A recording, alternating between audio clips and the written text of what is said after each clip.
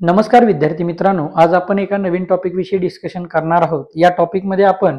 Electric field intensity calculate करणार आहोत आणि या ठिकाणी इलेक्ट्रिक फील्ड इंटेन्सिटी आपण इलेक्ट्रिक डायपोल मुळे काय असते हे कॅल्क्युलेट करणार आहोत। आता इथं आपण फिगर मध्ये बघत आहोत की पॉझिटिव्ह चार्ज आणि निगेटिव्ह चार्ज या दोघांना मिळून या ठिकाणी एक इलेक्ट्रिक डायपोल तयार झालेला आहे आणि इथं P या पॉइंट वरती प्लस क्यू नॉट म्हणजे एक टेस्ट चार्ज त्या ठिकाणी आहे। आता या टेस्ट चार्ज वरती या दोन पॉझिटिव्ह निगेटिव्ह चार्ज मुळे तयार झालेल्या इलेक्ट्रिक डायपोल मुळे असणारी इलेक्ट्रिक फील्ड इंटेन्सिटी आपल्याला या ठिकाणी कॅल्क्युलेट करायची आहे। आता इथं जर आपण बघितलं तर हा जो P पॉइंट आहे हा P पॉइंट डायपोलच्या सेंटर मधून r एवढ्या डिस्टन्स वरती आहे।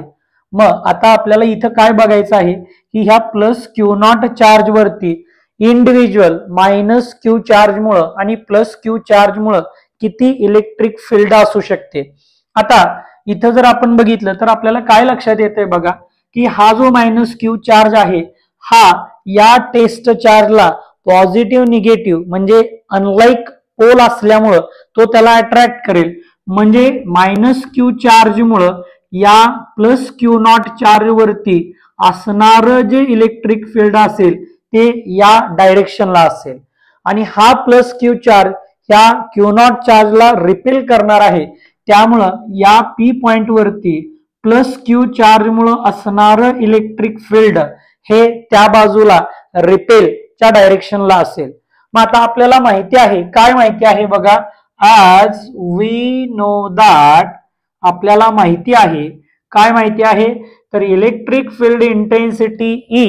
Is equal to KQ upon R square हा फॉर्म्युला आपल्याला माहिती आहे। आता आपण काय कॅल्क्युलेट करायचं आहे तर electric field intensity due to negative charge and electric field intensity due to positive charge. Therefore electric field intensity due to कुणामुळं तर number 1 due to negative charge मुळे असणारी इलेक्ट्रिक फील्ड इंटेन्सिटी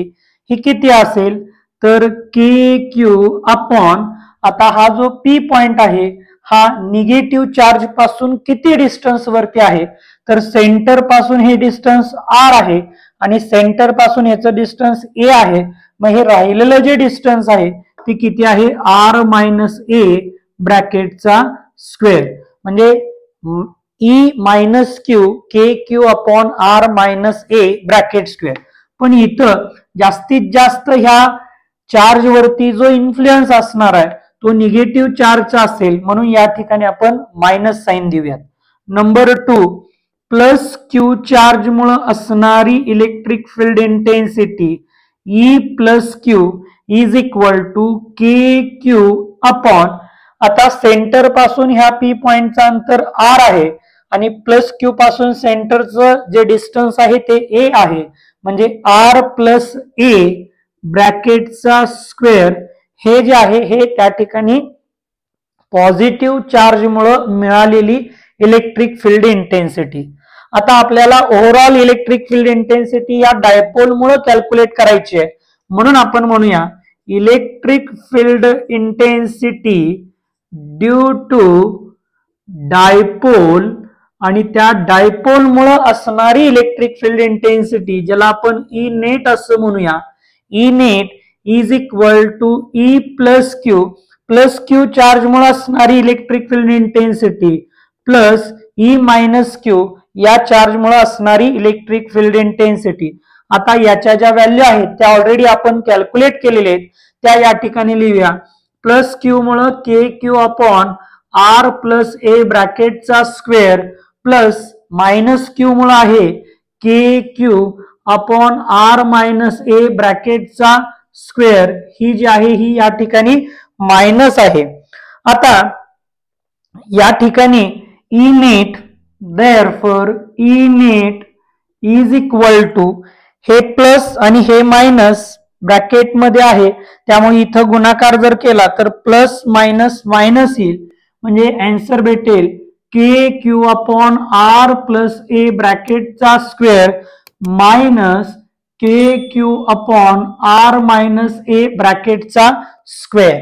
आता इथं जर आपण बघितलं तर के क्यू कॉमन आहे, त्याला बाहेर काढूयात. K Q into bracket 1 upon R plus A ब्रॅकेटचा square minus 1 upon R minus A ब्रॅकेटचा स्क्वेअर आणि whole bracket complete is equal to, आता या ठिकाणी आपण क्रॉस मल्टिप्लिकेशन करू शकतो. के क्यू इंटू ब्रॅकेट हे या बाजूला जाईल आर मायनस ए ब्रॅकेटचा स्क्वेअर मायनस हे या बाजूला जाईल आर प्लस ए ब्रॅकेटचा स्क्वेअर होल डिवायडेड बाय या दोघांचा गुणाकार आर प्लस ए चा स्क्वेअर आर मायनस ए चा square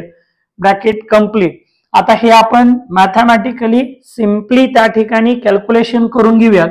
K Q into bracket R minus A म्हणजे ए मायनस बी ब्रॅकेटचा स्क्वेअर आणि R plus A plus B ब्रॅकेटचा स्क्वेअर या मॅथमॅटिकल एक्सप्रेशन नुसार जर आपण हे सॉल्व्ह केलं तर काय येते बघा. R square minus 2ar plus A square minus हे काय येईल बघा R square plus 2ar plus A square whole divided by, आता हे आहे ए स्क्वेअर आणि बी स्क्वेअर किंवा ए प्लस बी ब्रॅकेटचा स्क्वेअर ए मायनस बी ब्रॅकेटचा स्क्वेअर म्हणजेच A plus B A minus B याचा अर्थ A square minus B square. मग त्यानुसार आपल्याला हे असं लिहिता येईल R square minus A square ब्रॅकेटचा square is equal to K Q into bracket हे मायनस आतमध्ये देऊया ही टर्म जशीच्या तशी R square minus 2ar plus A square minus R square हे मायनस हे प्लस मायनस 2ar हे मायनस हे प्लस म्हणजे minus A square whole divided by R square minus A square ब्रॅकेटचा square.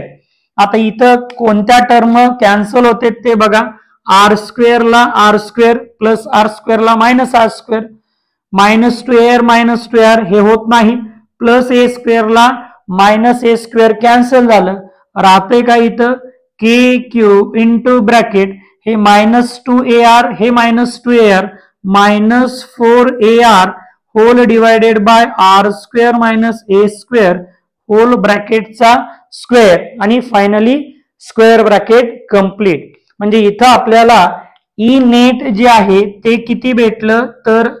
K Q minus 4ar upon R square minus A square ब्रॅकेटचा square. पण आता हेच थोडस आपण इंटरचेंज केलं आणि जर असं लिहिलं म्हणजे काय बघा हे मायनस बाहेर काढलं मायनस के ह्या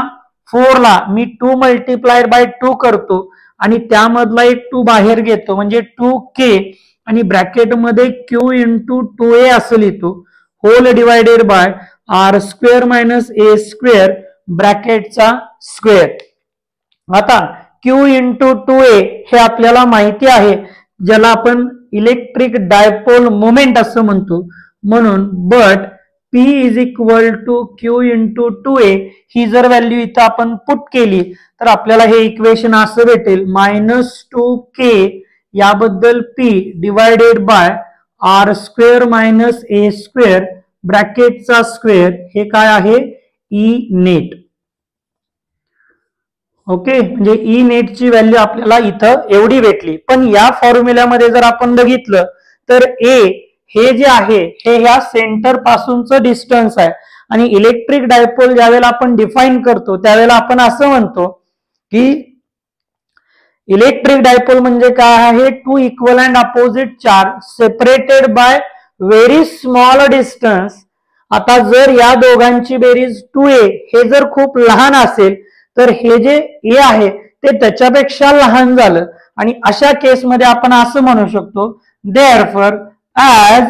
a is very very small a जर खूप खूप लहान असेल तर त्याला आपण निग्लेक्ट करू शकतो किंवा डायरेक्ट 0 पुट करू शकतो. म्हणजेच आपल्याला या ठिकाणी E net is equal to काय भेटते बघा मायनस 2kp अपॉन ए ची व्हॅल्यू झाली 0 हे आहे आर स्क्वेअर आणि इथं या ठिकाणी आपल्याला काय भेटलेलं आहे बघा सॉरी इथे एक आर आहे तेही आपल्याला इथं कन्सिडर करावं लागेल 2kr, इथं 2kp into R square minus A square ब्रॅकेटचा square minus 2kpr divided by R square minus A square, हे झालं 0, आर स्क्वेअर आणि त्याचा स्क्वेअर म्हणजे ethyl r⁴ is equal to यातला एक आर यातल्या एक आर ला कॅन्सल झाला तर आपल्याला direct E net is equal to -2kp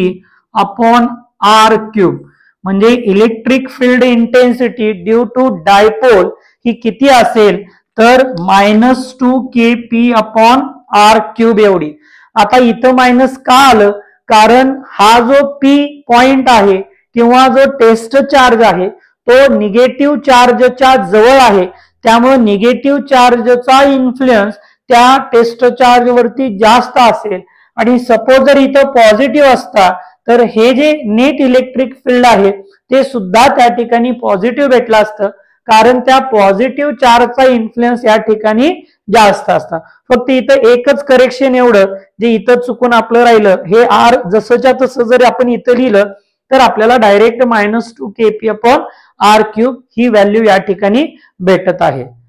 तर अशाच नवनवीन व्हिडिओसाठी आमच्या चॅनलला लाईक करा, शेअर करा आणि सबस्क्राईब करायला विसरू नका. धन्यवाद.